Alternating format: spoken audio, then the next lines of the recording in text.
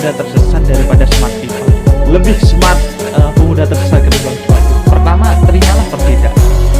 Setiap orang dalam menjalani sesuatu itu kan pasti ada dasarnya. Maka terimalah perbedaan apapun pilihan yang dimiliki orang. Termasuk misalnya mereka memiliki pilihan yang menurut kita salah. Ya udah, kita terima saja, itu pilihan dia. Kalau kita bisa punya peluang untuk menasehati, kita nasehati. Cara menasehatinya bukan menghujat, itu menghujat. Menasehati itu ada kata sehat, tidak hujat.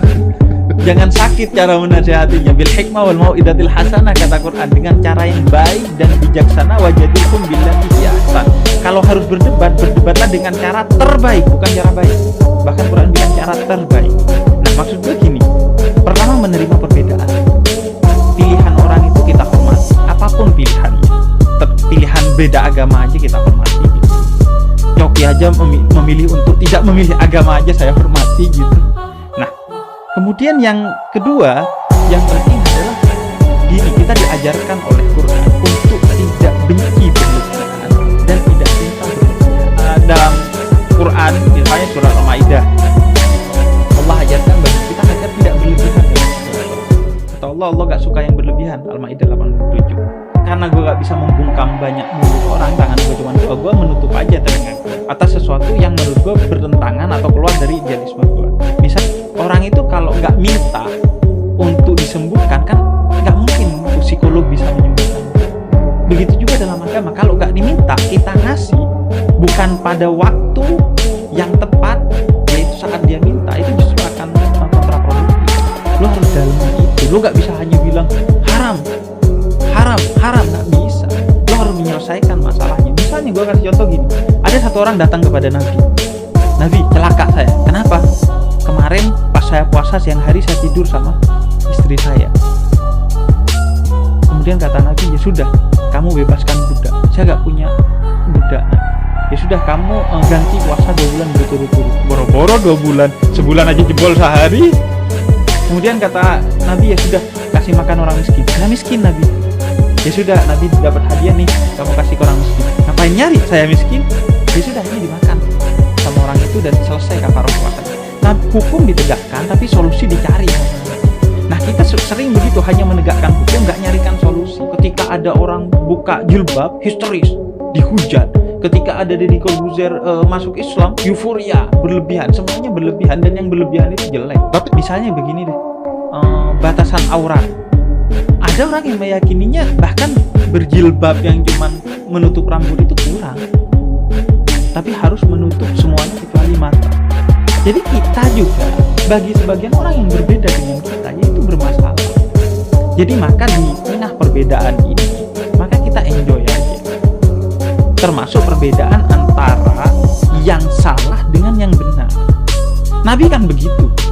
Nabi itu bukan hanya orang-orang yang berbeda agama dengan dia, musuh-musuh dianya pun Nabi bersikap tetap enjoy dengan mereka. Karena Nabi tahu bahwa kebencian gak akan menyelesaikan masalah. Gue hanya ngomong apa yang menurut gue perlu diomongkan. Dan orang sering tidak mau mendengar apa yang perlu dia dengar, hanya mendengar apa yang ingin dia dengar. Ayo kita rehabilitasi kalau memang ada yang kalau lo memang mau membenahi masalah itu, ayo lo masuk secara total ke kasus itu. Kemudian cari solusinya secara bijak. Bukan hanya bisa berkomentar kemudian pergi lo tenang-tenang lagi, padahal orang yang membaca komentar itu yang bukan Rahel V-nya jadi marah, yang Rahel V-nya mungkin akhirnya sakit hati dan dia semakin trauma kepada jilbab. Bayangkan dosanya.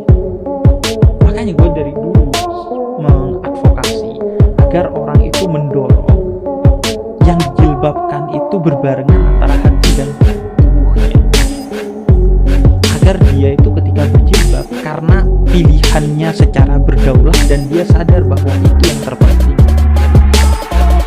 Tapi kalau memang cuman kita main hujat dukung ini semua yang terbentuk hanya kepalsuan kalau hujat dukung nggak ada. Kalau mau, ayo kita secara serius. Kalau lo menurut lo mau memperjuangkan seseorang untuk berjilbab, ajari tentang apa makna jilbab, nilai-nilainya dan lain sebagainya. Dari Rumi itu, manusia itu bukan tetesan di tengah samudera, tapi manusia itu adalah samudera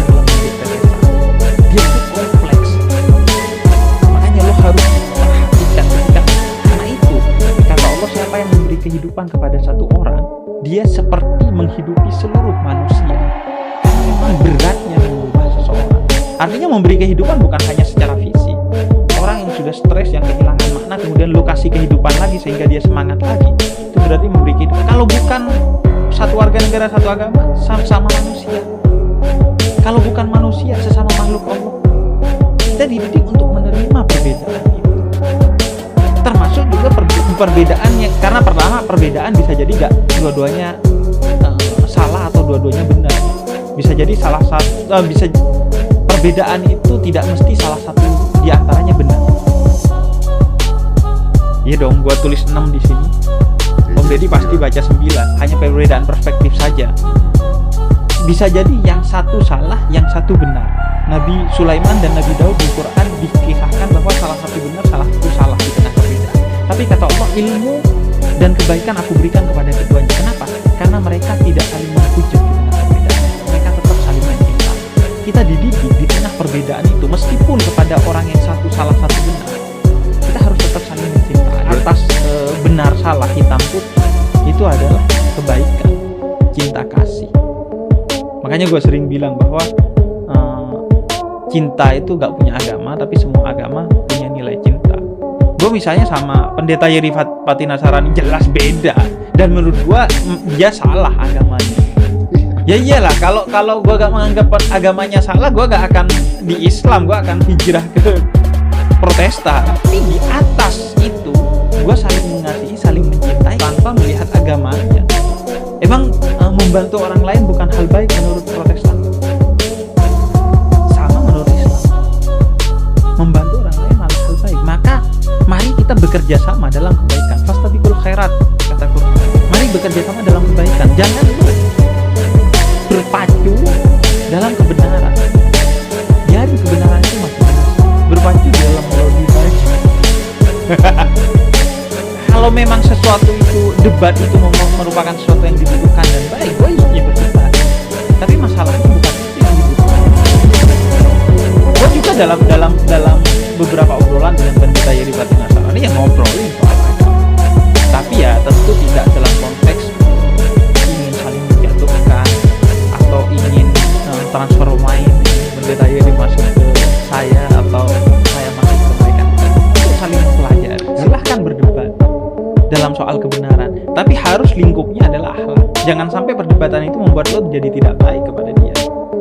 Jadi radikalisme itu ada beberapa sebabnya.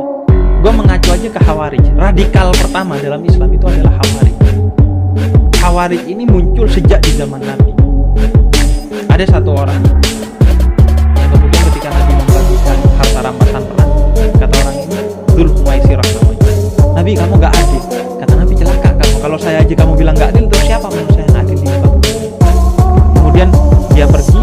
Kemudian kata Nabi, suatu hari dia akan melahirkan satu generasi yang mengatasnamakan Islam yang radikal, yang dia membaca Al-Quran, bahkan menghafalnya dengan fasih, tapi Al-Quran hanya sampai batang tidak sampai hati. Nah, ciri-cirinya Khawarij ini kelompok radikal pertama dalam Islam, dan sampai sekarang ciri-ciri itu terus dijaga oleh kelompok-kelompok radikal. Pertama, dia takfiri, tidak mau melihat perbedaan. Kemudian yang kedua, menjadikan kekerasan sebagai solusi segala permasalahan. Kemudian yang ketiga, meletakkan politik di atas kemanusiaan. Yang ketiga itu meletakkan politik di atas kemanusiaan. Sayyidina Ali bin Abi Thalib ini dibunuh oleh mereka, oleh kelompok Khawarij. Karena kenapa? Karena berdamai dengan Muawiyah. Jadi karena berdamai dia dibunuh. Gila, semuanya hilang, gak ada yang tersisa dari manusia itu. Padahal Allah bilang, kalian berperanglah meskipun kalian membenci peperangan. Peperangan yang benar yang diizinkan oleh Allah. Allah pun tahu kalau manusia pasti benci peperangan. Itu normal sekali. Manusia benci kekerasan, itu sangat manusiawi. Jadi kalau lu sampai membunuh orang dalam keadaan sholat dan itu pemimpin Islam, itu gila, gak ada yang tersisa dari itu. Gak ada nurani, gak ada pikiran, gak ada apapun. Jadi itu dia tidak melakukan, dia menerima perbedaan, kemudian dia tidak menyelesaikan masalah dengan kekerasan, dan dia meletakkan kemanusiaan di atas segalanya, termasuk dalam konteks politik. berbeda pilihan politik biasa aja. Yang penting kita bersaudara sebagai sesama manusia. Ya salah, emang kalau salah kemudian salah itu emang kemudian adalah kartu yang menyebabkan dia boleh disakiti atau dibunuh? Kan enggak. Ya salah. Bayangin kalau pola pikirnya Nabi begitu gitu, baru datang salah semua, Nabi dakwai gak mau bunuh Nabi habis. Makanya memang pada akhirnya lu gak bisa menasehati orang lain kecuali lu selesai dengan diri lu sendiri. Karena kalau enggak lu gak akan bisa bersabar. Selesaikan dulu. Karena itu kata Allah, ku anfusakum wa ahlikum, jaga dirimu dan keluargamu dari neraka. Jadi perangi diri sendiri baru kita menasehati orang lain. Sehingga pintu katanya tetap tidak dipancing marah, enggak. Orang tetap motor enggak ikut, ya udah kita tetap sabar. Kayak hati-hati kepada orang yang kalau sudah radikal pada dirinya itu tidak. Jadi kalau udah radikal dia harus gue itu mendorong orang jauh banget dari radikal. Karena kenapa? Karena misalnya survei terbaru itu BNPT ngumumin 85% generasi milenial itu rentan radikal. Makanya gue bikin yang ya agak apa ya, agak nyentrik gitu, kayak musik halal, kemudian agama itu santai, bercanda dengan tokoh yang tidak beragama, yang agnostik. Itu kenapa? Untuk kemudian memberi pesan kepada orang, pernah merasa bertanggung jawab atas diri orang lain. Kita hanya diberi tanggung jawab atas diri kita sendiri oleh Allah dan Rasulnya. Gini, kita diciptakan sebagai pribadi yang merdeka, kata kita. Maka layakkanlah kemerdekaan. Kita ini diciptakan sebagai pribadi yang merdeka, berdaulat, diberi akal, diberi hati, diberi mata untuk membaca. Jadi lo boleh bertaklid istilahnya, ngikuti gua, ngikuti si A, si B, si C, silahkan. Tapi tetap lo harus punya daya kontrol. Karena lo diberi pikiran, diberi hati, dan diberi semua infrastruktur untuk kemudian mengenali mana yang benar, mana yang salah. Jangan kemudian taklid secara buta. Ibarat kata dikasih makanan, ya boleh dimakan, tapi punya dulu, jangan langsung ditelan. Iya, jadi relasi Habib dan bukan Habib itu memang dari dulu adalah relasinya cinta dan mencintai. Dia dicintai dan juga mencintai orang lain. Pertama ya, kita gak boleh menghina Habib. Semua gak boleh dihina, bukan cuma Habib yang gue bisa lebih banyak bicara karena gue ngerti Timur Tengah itu hancur karena radikalisme. Di Afghanistan itu ada